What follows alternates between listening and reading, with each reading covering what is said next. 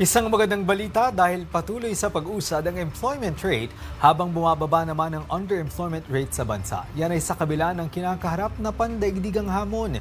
Isang patunay na hindi tumitigil ang administrasyon sa paglikha ng mga oportunidad. Si Eugene Fernandez para sa 13 sa tanghali.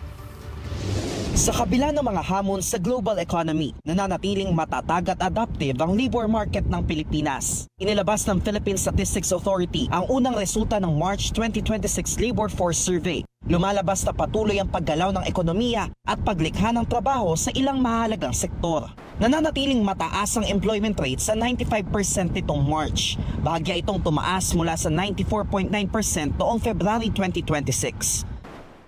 Noong Marso 2026, ang employed persons o bilang ng mga may trabaho o negosyo ay naitala sa 49.07 million.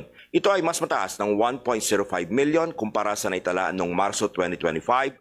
Bumaba rin ang underemployment rate sa 12.3% na nagpapakitang mas maraming Pilipino ang nakakuha ng mas maayos na mga trabaho. Maganda ang numero pero hindi naiwasan ang epekto ng Middle East crisis.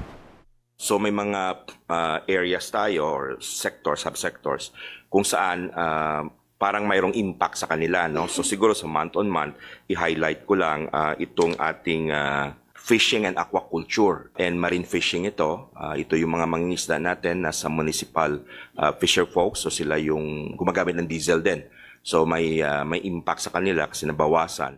Mas pinaiigting pa ng pamahalaan ang mga hakbang para mapanatili ang mga trabaho at maprotektahan ang mga manggagawa. Kabilang ang pagbibigay ng fuel subsidies, financial assistance at mga programang tutok sa reskilling at job matching.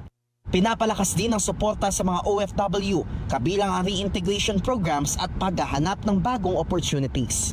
Para sa totoong balita sa Bagong Pilipinas, Eugene Fernandez ng IBC News para sa 13 sa tanghali.